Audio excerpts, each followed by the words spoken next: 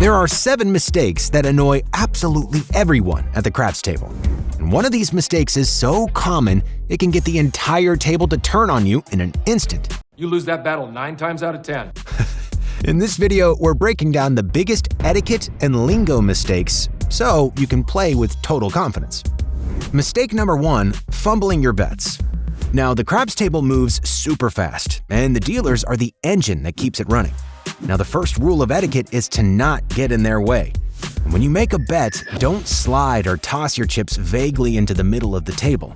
That's called a string bet, and it just creates chaos. Instead, wait for the previous roll to be settled, and for the dealer to make eye contact. Then place your chips down neatly. If you're making a pass line or don't pass bet, you can place it yourself.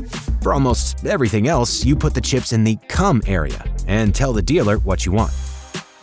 Here's some lingo here. Instead of saying, "I want to bet on the 6, you say, "place the 6.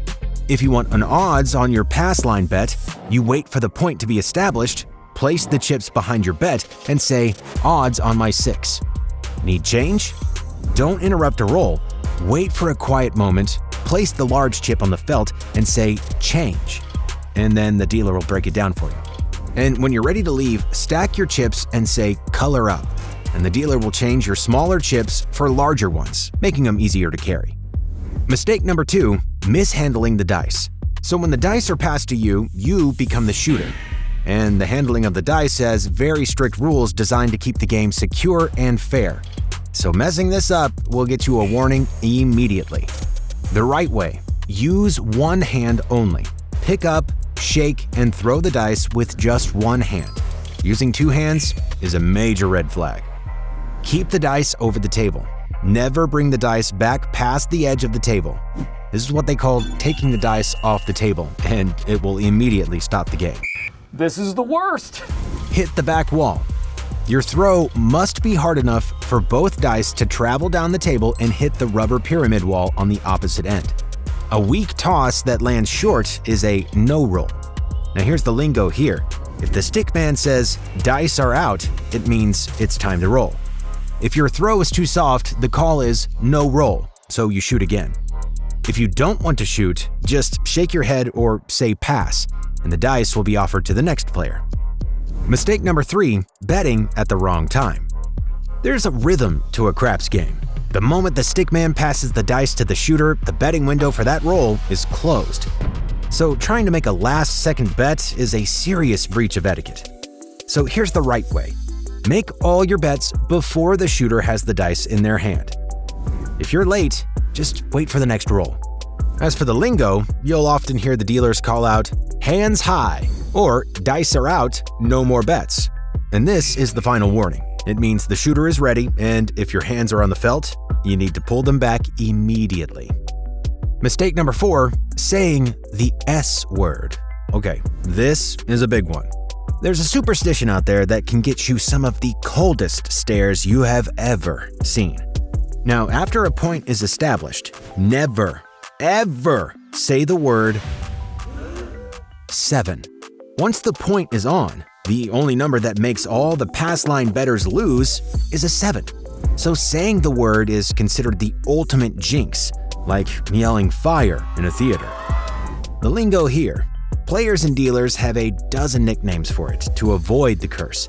You'll hear it being called the Big Red, or sometimes just Red, or even the Devil. You also might even notice dealers call the number 11 Yo-11, or just Yo. And this is so the word 11 is never mistaken for the dreaded 7 in a loud environment. Mistake number 5, being a loud, dark side player. In our last video, we explained the pass line and don't pass line. And the vast majority of the table will be betting the pass line, rooting for the shooter to make the point. And this creates a powerful sense of unity. Betting on the don't pass means you're betting against the shooter. And you win when everyone else loses. And this is what we call being a wrong bettor, or playing the dark side.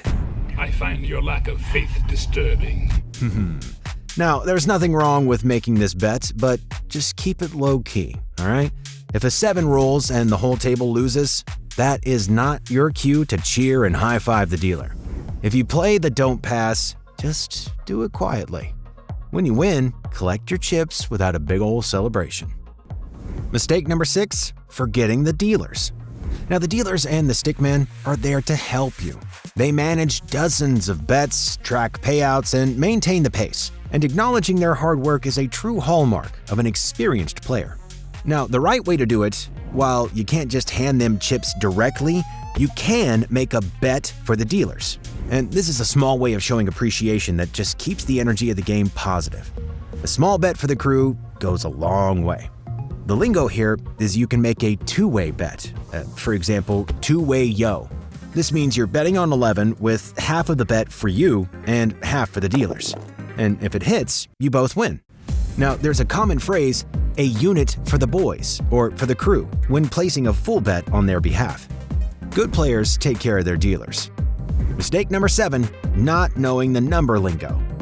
Knowing a few key nicknames for the numbers is going to help you understand the flow of the game and make you sound like you belong.